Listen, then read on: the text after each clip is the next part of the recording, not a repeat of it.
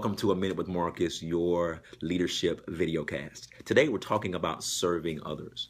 Now, previously we talked about building relationships. And if you're going to be a leader, you're going to have to grow in your proficiency in intentionally building productive relationships. And one of the greatest ways you can build relationships is to find out, how can I serve you? Now, in most cases, serving to people means you're belittling yourself. You're making yourself subservient to another person. And there is a factor of leadership and a factor of serving that deals with coming under. But here's what leadership and service really means.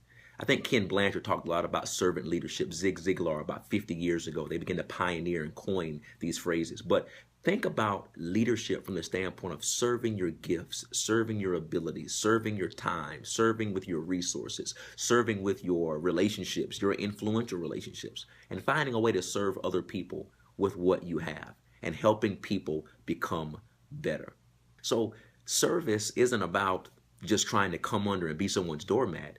Service isn't about being a janitor, and nothing wrong with being a janitor. But when most people think about serving, they automatically think about some type of menial task. And great people do menial tasks. It was Dr. King who said, if you're going to be a ditch digger, let the world say therein was the greatest ditch digger of all times. So there's nothing wrong with doing menial tasks.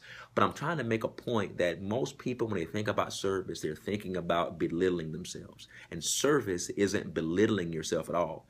As a matter of fact, Jesus, the greatest servant of all time, at the same time, held the greatest position of all time as King of Kings and Lord of Lords. So service isn't about denying your identity.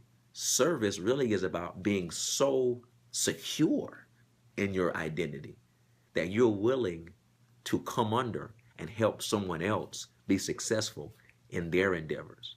So if you're going to build relationships and grow as a leader, find a way to serve people. When you're having a meeting with a new contact or a new relationship is being built, don't be so focused on telling them, how good you are, how great you are.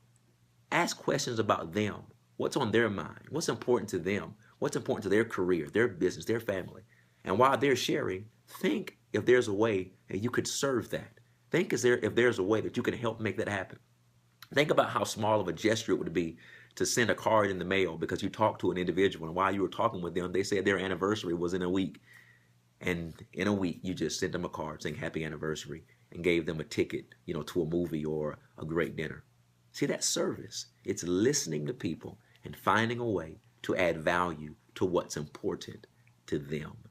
And if you're going to be a great leader, there's nothing that can help your leadership more than by finding a way to serve people. John Maxwell said, people don't care how much you know until they know how much you care. Zig Ziglar said years ago, if you help enough people get what they want, ultimately, you are going to get what you want. See, that's service. It's helping other people. It doesn't just mean you're handing a bowl of soup to someone, and that is service, and that is needful. But service is also sending a card to someone in the mail. If you're going to grow in your leadership, then serving others is essential to that. The greatest companies, the greatest organizations, the greatest municipalities, the greatest families are where people are finding a way to serve other people.